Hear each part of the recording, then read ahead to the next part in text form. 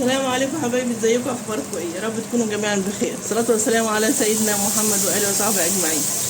هنعمل مع بعض دلوقتي الكشري المصري، بس هعمل الكشري المصري اللي هو بالعدس بجبه. هعملهم كلهم في حله واحده، يعني هعمله في حله واحده، العدس على الرز في حله واحده. تمام.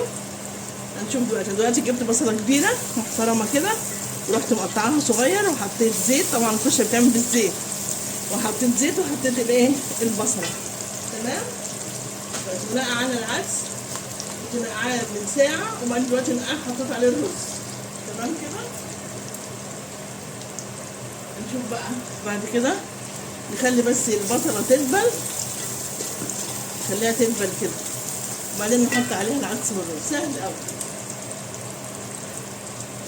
سهل جدا.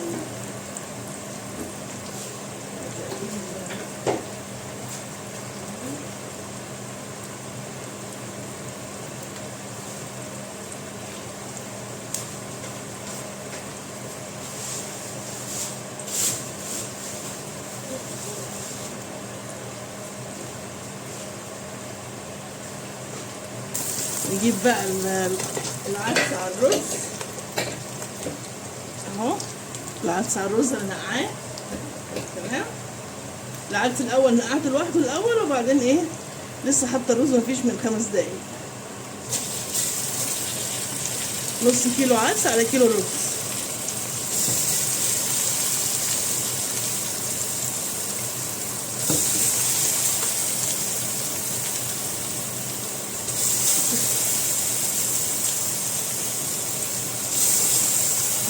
شويه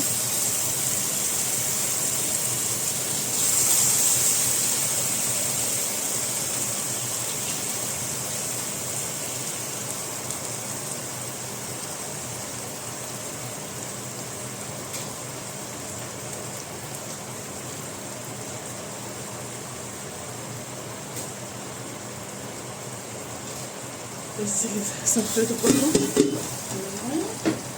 نحط بقى ايه الكمون. نحط معلقه كبيره كمون ناعم، معلقه كبيره عشان تخلي طعمه حلو. نحط الملح.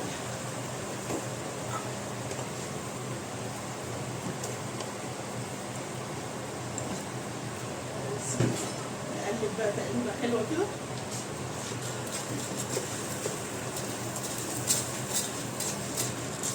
خلي ايه كله كده ايه يتغلف بالكمون.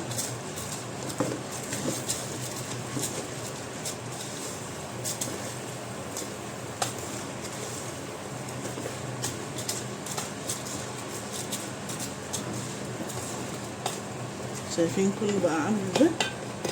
تحس انه بقى لونه بني من الكمون. تمام.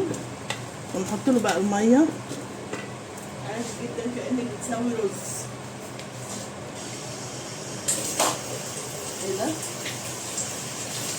بسم الله.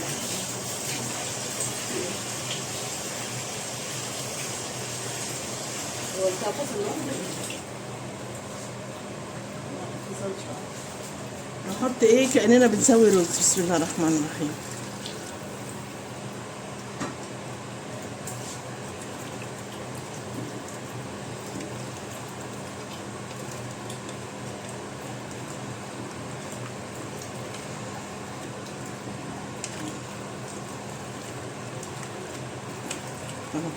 لازم تقلبيه كده كويس عشان ما يبقاش حاجه تلزق. تمام. هنعوز شويه ميه كمان، هنعوز شويه ميه كمان.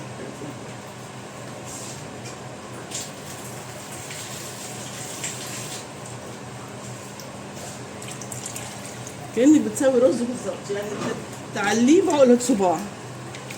ماشي. بس كده. نعلي بقى البوتاجاز، وايه لما يغلي توطينه. خلاص. بس كده. نحضر بقى البصل عشان نحمره، ونعمل الصلصه برضو، وارجع لكم شويه وارجع لكم. ايوه يا حبايبي، انا بعمل كده ايه الصلصه. البصله كده خلاص اهي اتحمرت. هنحط عليها ايه الثوم. ثوم مقطعاه صغير ازاي، نص راس ثوم وتقطعيه صغير خالص. بس اول ما تطلع ريحه الثوم نحط القوطه اللي احنا ضاربينها في الخلاط.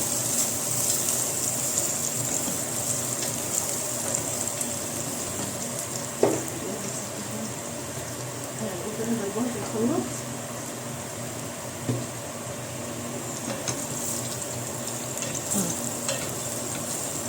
تمام كده.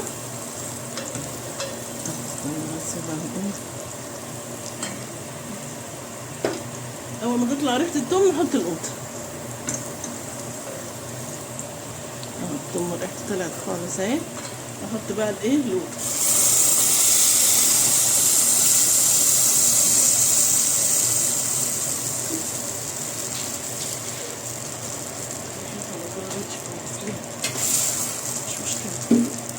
تمام كده. خلاص نسيبها بقى تتسب كده على ما نحط لها بقى ايه الملح. ملح وكمون بس، اكتر من اللي عايز يحط شطه يحط.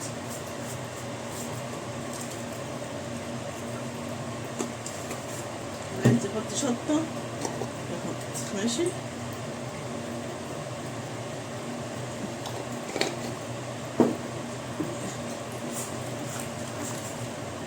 بس كده.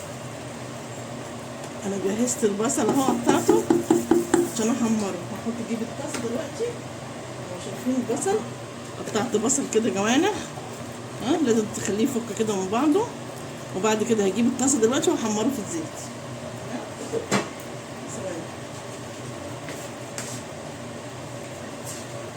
حط الطاسه هنا. شغل البوتاجاز.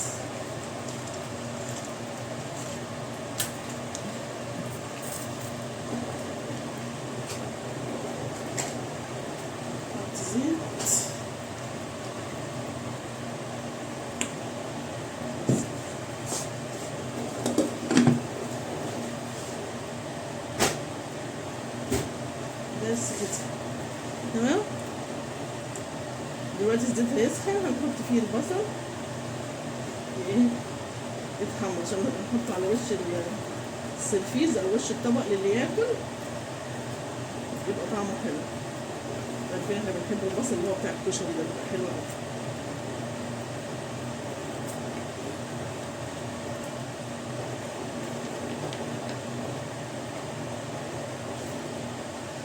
ونقعد نقلب بقى، نقلب في البصل لغايه ما ايه ما يتحمر. خلاص. ارجع لكم ورا شويه كده.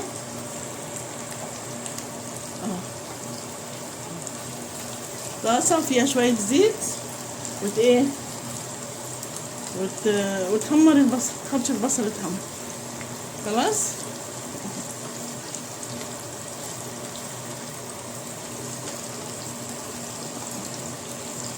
بس كده. خلاص. اما يتحمر هرجع لكم عشان ما اطولش عليكم الفيديو. ايوه يا حبايبي، خلاص انا خلصت الكشري. شايفين عامل ازاي؟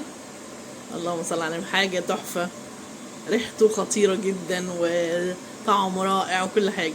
الصلصه على فكره انا بحط عليها خل كمان يا جماعه. بعد ما بتخلص يعني قبل ما اطفي عليها بدقيقتين كده بحط لها بتاع ايه اقول لك ربع كوبايه او اقل من ربع شويه خل. تمام. وادي الكشري. حمرت البصل، وبعد ما بتحمريه بتحطيه على ورق مناديل او بتحطيه على المناديل بتاعه المطبخ. بتبقى عامله ايه، بتبقى مقرمشه. اوريكم دلوقتي ثواني كده عشان بس انا ماسكه اهو. سامعين؟ شايفين بتتقطم ازاي؟ بتتقطم. تمام. حلو قوي. يلا بالهنا والشفا ليكم. تعالوا كلوا معانا. متنسوش اللايك يا حبايبي. يلا سلام عليكم.